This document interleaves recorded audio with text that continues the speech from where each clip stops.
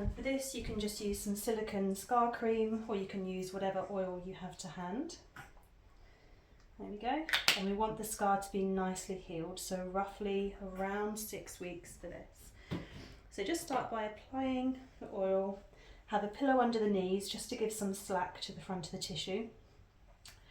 Lovely. So just start by, on one direction, just going in circles. So we're just going, at the moment you're going anti-clockwise. Good. And then back, doing exactly the same thing. Lovely.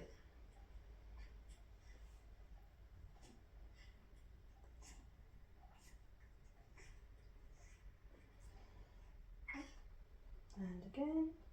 So just going back and forth, going in the same direction.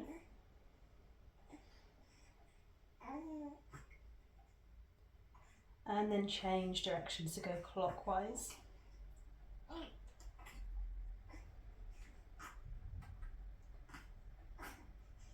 Good.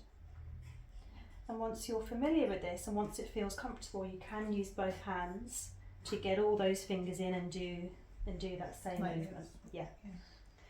And is this with some pressure? Some pressure. We don't want it to be painful, but some discomfort is normal. And if you feel anywhere in particular, like your right side, this is just like lumpy. Yeah. And if you feel that it's just not moving as well, feel free to concentrate a bit more time in that area. Okay? So after going in circles, you can then lift. And we want to, you can press down, so using your finger pads, press down and lift up all the way along, like so.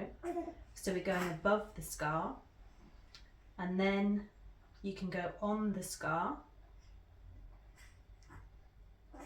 and then you can go below the scar, because remember that scar tissue isn't just local to the scar itself, it affects above and below. So really getting into that pubic area as well to help everything move there, okay? Good.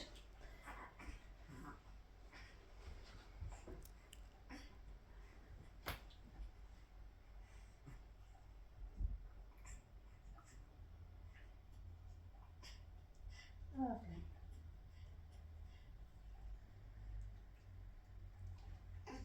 Good. And now what you can do is use one hand and the other to create a shearing effect. Yeah. And whatever speed feels good for you, there's no right or wrong with this, it's just about getting it moving. Do you need some more cream on there? You okay? Good. And that same shearing action, we're then doing above and below the scar. How do I do that? That's this it. Way? Exactly that, yeah. So we're creating a shearing effect. Lovely. Good, and then back the same way.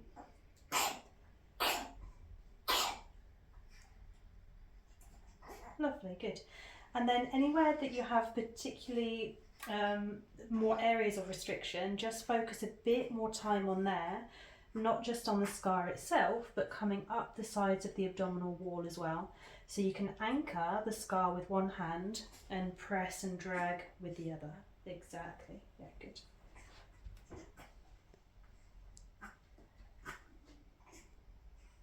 Perfect.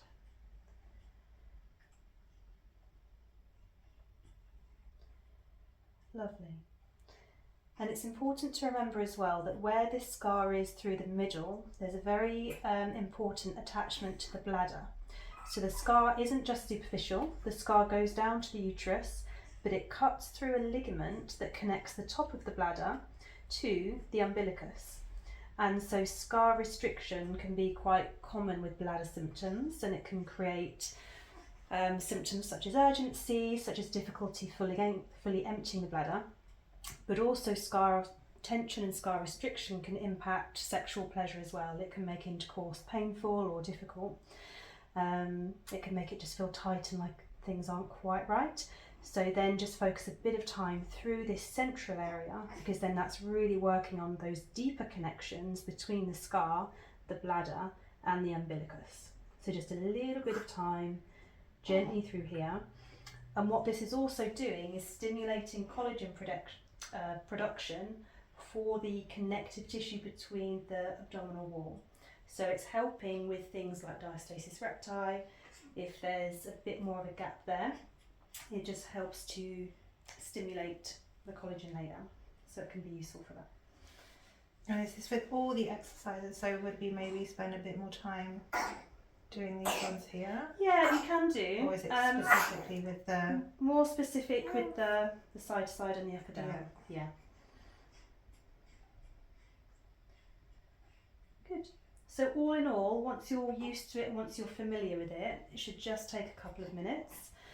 Ideally spending about 5 to 10 minutes, ideally every day, but if that's not doable, then at least 4 times a week really helps to get this scar mobilizing well and helps ease those restrictions. It increases collagen production. It's all really good for that.